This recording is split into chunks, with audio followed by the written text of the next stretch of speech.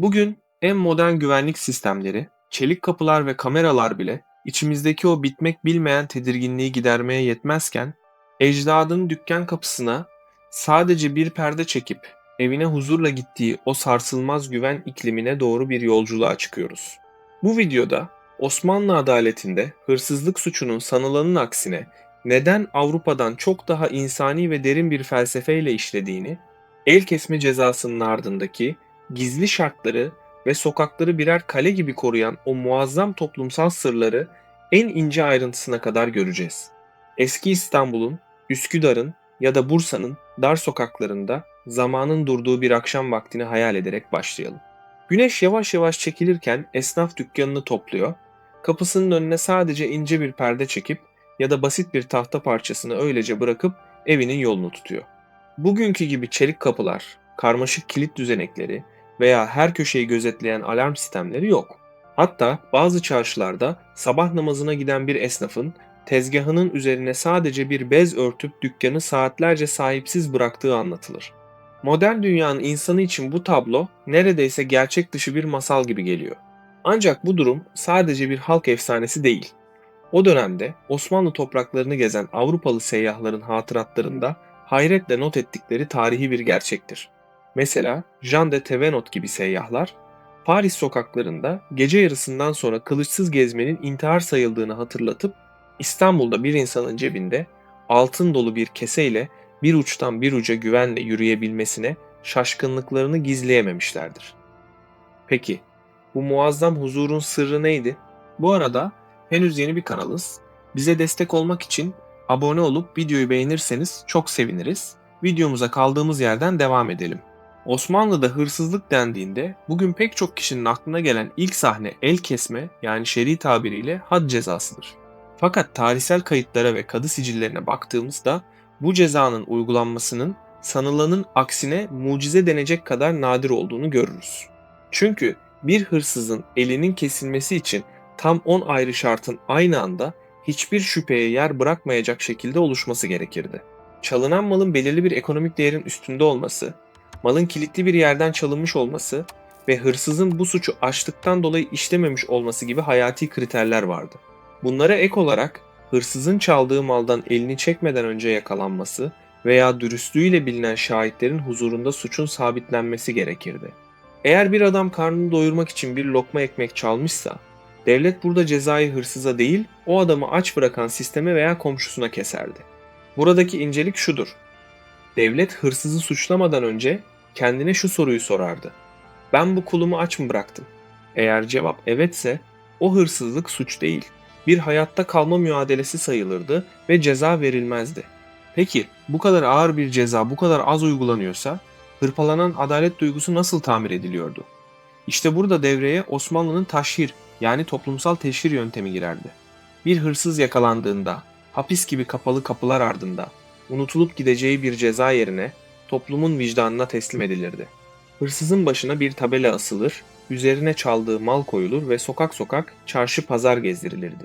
Tellallar yüksek sesle bağırırdı: duyduk duymadık demeyin. Filanca kişi şu mahalleden şunu çalmıştır. Bu o dönem için bugün hayal edemeyeceğimiz kadar ağır bir ruhsal yıkımdı. Çünkü Osmanlı'da bir insanın itibarı hayatından daha değerliydi. Bir kez hırsız damgası yemiş bir adamın artık o mahallede barınması, o çarşıda selam alıp vermesi, hatta çocuklarını evlendirmesi bile imkansız hale gelirdi. Toplumdan dışlanmak, yani o günkü tabiriyle rüsvay olmak, zindanlarda çürümekten çok daha etkili bir ıslah yöntemiydi. Çünkü bu adam artık gittiği her yerde o suçun gölgesiyle yaşamak zorundaydı. Sokakların güvenliğini sağlayan asıl büyük mucize ise kefalet sistemi adı verilen o muazzam toplumsal ağdı. O dönemde mahalleler sadece yan yana dizilmiş evler değil, birbirine görünmez zincirlerle bağlı yaşayan insanların oluşturduğu birer kaleydi. Her mahalle halkı birbirine kefildi. Yani birinin evi soyulursa ve fail bulunamazsa, ortaya çıkan maddi zararı tüm mahalle halkı ortaklaşa, yani salgın usulüyle karşılamak zorundaydı. Bu durum her vatandaşı doğal birer emniyet görevlisi haline getiriyordu. Mahallenin başındaki bakkal, sokağın köşesindeki amca, oradan geçen yabancı birini gördüğünde onu sadece merakla değil bir güvenlik süzgeciyle izlerdi. Gece vakti şüpheli hareketler yapan birini komşusu hemen takibe alırdı. Bu sistem bana değmeyen yılan bin yaşasın mantığını tamamen kökünden kazıyordu. Çünkü o yılan komşusunu ısırdığında zehrin bir kısmı kendi cebinden çıkacaktı. Hırsızlık suçunun türüne göre cezalar da adil bir hiyerarşiye sahipti. Mesela küçük çaplı dükkan hırsızlıklarında kadı kararıyla falaka cezası uygulanırken işin içine ticaretin ruhunu zedeleyen oyunlar girerse ceza katlanırdı. Eğer hırsızlık organize bir çete faaliyeti haline gelmişse bu kişiler gemilerde kürek mahkumu yapılırdı. Akdeniz'in azgın dalgalarında kürek çekmek hem bir ceza hem de devlete karşı olan borcun fiziksel bir bedeliydi. Ancak en sert müdahale yol kesen, yani eşkıya takımı için yapılırdı. Kervanların ve ticaret yollarının güvenliği Osmanlı'nın hükümranlık sembolüydü. Eğer bir kervan soyulmuşsa devlet bunu sadece bir hırsızlık değil, doğrudan otoritesine yapılmış bir saldırı olarak görür ve siyaseten kat yoluna giderek suçluları idam ederdi. Ayrıca çalınan malı satın alan yatakçılar da en az hırsız kadar ağır cezalandırılırdı ki çalınan malın pazar bulması imkansız hale gelsin.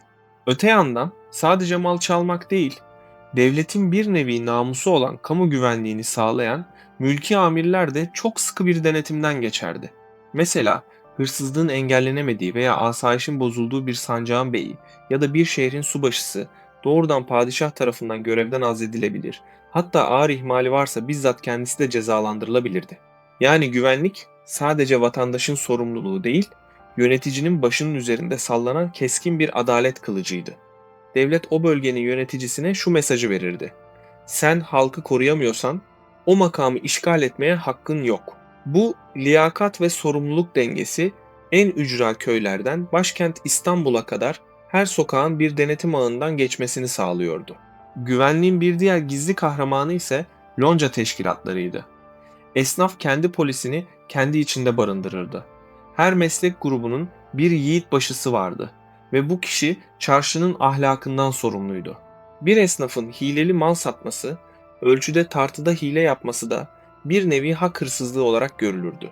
Böyle bir durumda yiğitbaşı o esnafın pabucunu dama atar ve o dükkanı artık kimsenin alışveriş yapmayacağı bir mühürle kapatırdı. Sokakların fiziki güvenliği için ise geceleri asesbaşı denilen görevliler ve onların emrindeki asesler devreye gezerdi.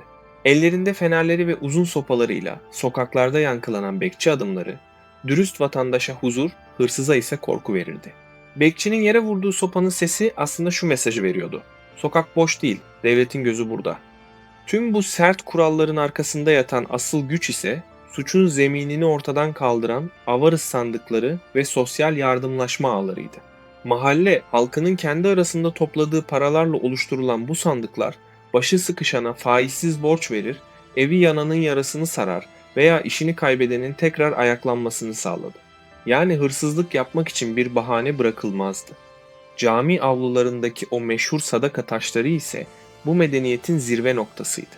Bir seyyahın notlarında geçtiği üzere ucu açık altın kesesini bu taşa bırakan bir adam bir ay sonra geri geldiğinde kesenin üzerine toz konduğunu ama içinden tek bir kuruşun bile eksilmediğini görmüştü. İhtiyacı olan sadece ihtiyacı kadarını alır, geri kalanını bir sonraki muhtaca bırakırdı. Bu bir korku rejimi değil, bir onur rejimiydi. En dikkat çekici olanı ise çalınan bir malın bulunması için uygulanan ayak sistemi denilen dedektiflik ağıydı. Bir hırsızlık olduğunda sadece devlet görevlileri değil, peykler ve çavuşlar da devreye girerdi.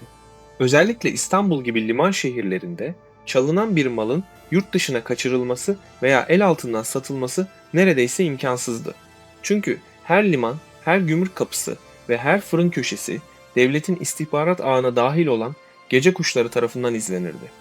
Eğer bir hırsız çaldığı malı bir başkasına satmaya kalkışırsa alıcının o malın meşruiyetini kanıtlama yükümlülüğü vardı. Kanıtlayamazsa suç ortağı sayılırdı. Bu yüzden Osmanlı çarşısı hırsız için kaçacak bir tünel değil, her köşesi aydınlanmış devasa bir aynalı odaydı. Suç işleyenin üzerinde kalır. Er ya da geç o ayna hırsızın yüzünü topluma geri yansıtırdı. Sonuç olarak Osmanlı'da kapıların kilitsiz olması ve sokakların emniyet içinde kalması sadece aslan veya falakaya çekilen hırsızlar sayesinde değildi. Bu büyük huzur, kul hakkını hayatının merkezine koyan bir toplumla, komşusuna kefil olan bir vatandaşla ve adaleti sadece bir ceza aracı değil, bir yaşam biçimi olarak gören devlet anlayışıyla sağlanıyordu. Bugünün dünyasında binlerce kamera, çelik kapılar ve yüksek duvarlar arasında yaşarken hissettiğimiz o bitmek bilmeyen endişe, belki de kaybettiğimiz işte o sarsılmaz vicdan ve sorumluluk sisteminden kaynaklanıyordur. Atalarımızın dediği gibi, aman dileyene kılıç çekilmez, hak yiyene ise mülk yar olmaz.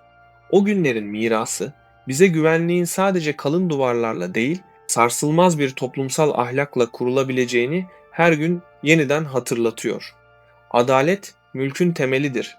Ama o temeli sağlam tutan şey her bir ferdin bir diğerinin malını ve canını kendi canı gibi aziz bilmesidir. Daha çok bu tarz videolar için Mamba Tarih kanalımıza abone olmayı ve videomuzu beğenmeyi unutmayın.